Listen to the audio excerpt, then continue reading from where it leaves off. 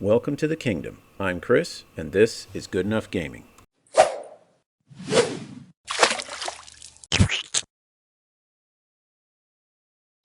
Hello everyone, and welcome to today's painting video. We're going to be painting the detective from the Lawman gang for Cyberpunk Combat Zone.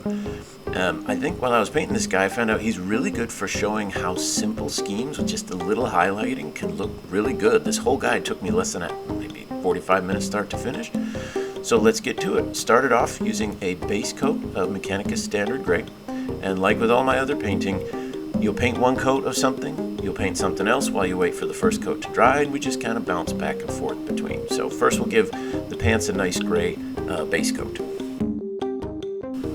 While waiting for those pants to dry to put on the second coat of paint, we'll turn our attention to the shirt he's got underneath his jacket. Now for this one I did purple because I think that's what was on the box, but you want to do something pretty bright here. Everything else on this guy is going to be very, very dark, very neutral, so this is the one place where you can add a little bit of accent. So I decided to go with purple. It goes really well with the grays and browns and all that stuff, but if you want to do a brighter color, that's the place to do it.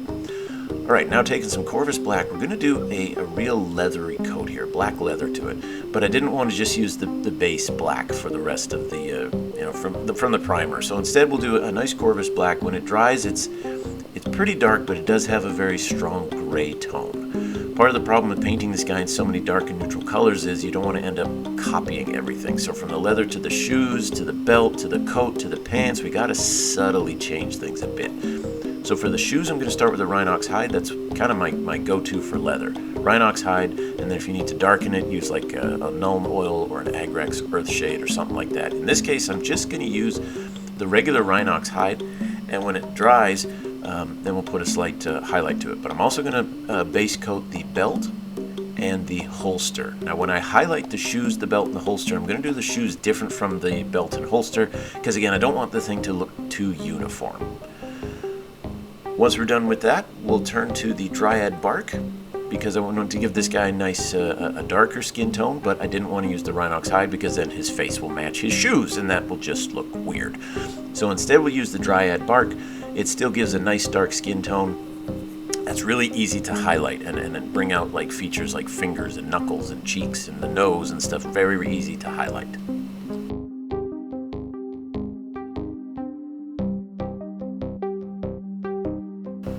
Now we're going to get out the Stegodon Scale Green here to do the gun. The gun is one of the few things we'll just leave it with its base coat, and all we're going to do is highlight edges to give it that slight blue steel kind of look to it. So the Stegodon Scale will be the first highlight for the steel. We'll come back and do another one a bit later, but for the most part, that's all we're going to do with it. Using some Runelord Brass, so you could use a gold color, whatever you want to do the colors there, and at this point you could put him on the table as a tabletop standard. You look at that, everything's painted, everything looks pretty good. There's no highlights or shades, but you could be done. If you wanted to play a game with him, he would not look out of place. So the new step now is starting to highlight things and give him a little more depth. So first, using that Mournfang Brown, we're going to just put a slight highlight on the tips of the shoes, and then a little bit on the sides where the shoes might bulge out around the heels. But other than that, that's about it. And then up for the leather around the belt and the holster, we're going to use a different brown. We're going to use a slightly more reddish brown, whereas the one on the bottom, it still had a red tinge to it, but this one definitely has a strong red tinge to it, just to separate the two leathers, give them a little bit of difference.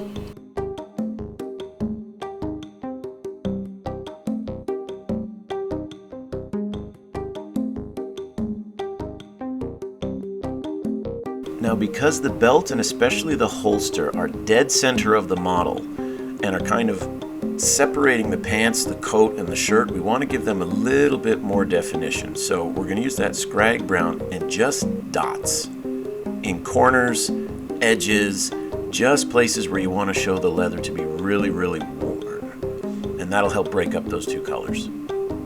So you might not be able to see it too well there, but once you add those three browns on top of each other, it gives a really nice leather look.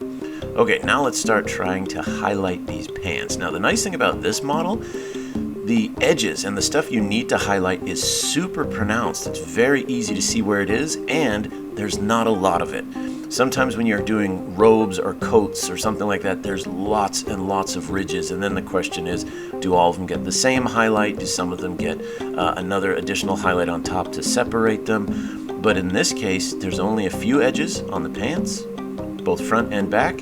It's very clear where you need to highlight them, so this is really good practice if you're trying to learn where to do your edge highlights.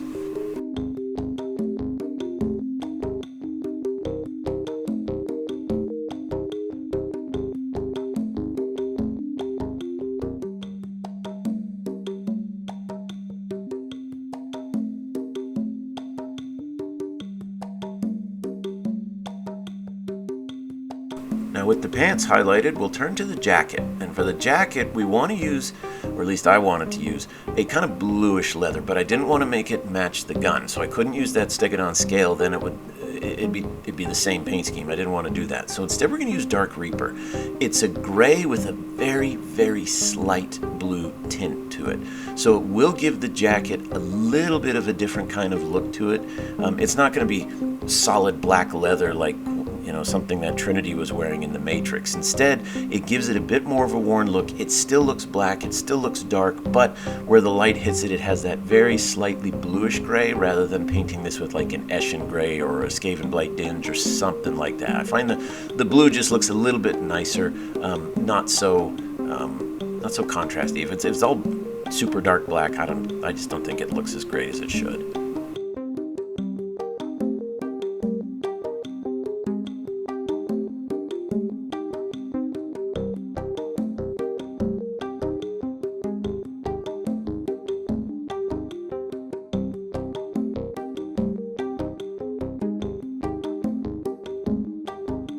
Alright, now once we're done with that Dark Reaper, we'll come back with the Thunderhawk blue, and here, very sparing, but on the highest ridges of the coat, like where he's bending his arm there, the folds are pretty defined, maybe around the collar, just places where you want to add just a little bit more definition. So make sure wherever you put it, you can still see the Dark Reaper underneath, but it will give the jacket that much more of a look that it's flowing, it's still creasing where the leather's being bent, but it won't turn the jacket blue. It still looks very much like a black leather jacket.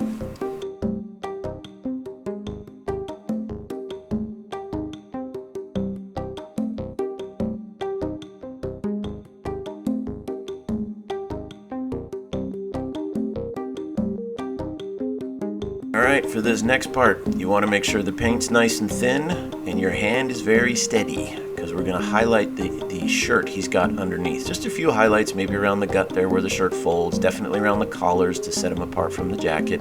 There's not a whole lot to do, but just be careful, because if you make a mistake and go over that jacket, then you got to start all over. So it may have been better to do this a bit earlier, but we still pull it off, so it's okay. Alright, now with the Gorthor brown, we can start highlighting the skin. So the brow, the nose, cheekbones, chin, mouth.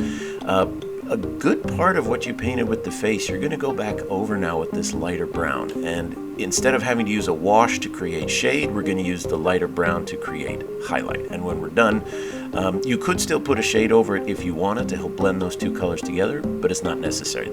By not using the wash, you give it a slightly more cartoony look, where the colors are a little more contrasting right beside each other than trying to use a wash to blend it all in.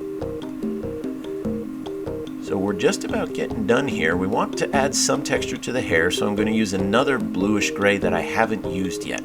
So that way, between the gun, the coat, and the hair, they're all kind of a black, blue, gray look, but you don't use the same color ever, and so they don't start to match. He doesn't look like his coat is made from his hair, or that his gun is the same color as his hair, or something like that. So you'll put in just kind of dabbing or stippling with a very fine brush. You don't want to paint the whole hair, because then you're going for the texture. And when you're done, we will use a little bit of Dark Reaper here, just on the very edges, to make the edges of the hair stand out. And you can stipple as much or as little as you want, but don't go crazy, otherwise you're going to make them look super old.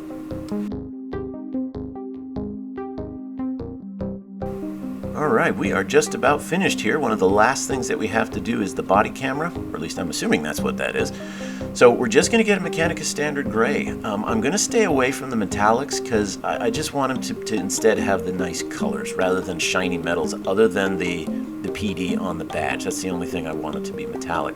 But here we're going to take any black, like the camera, the badge, things like that, give them a little edge highlight just to make them stand out a little bit. And then we'll come back with the Thunderhawk Blue for our very last thing, I believe, and just put one tiny highlight on the gun. And once we've got the handle and the barrel done, we're pretty much finished.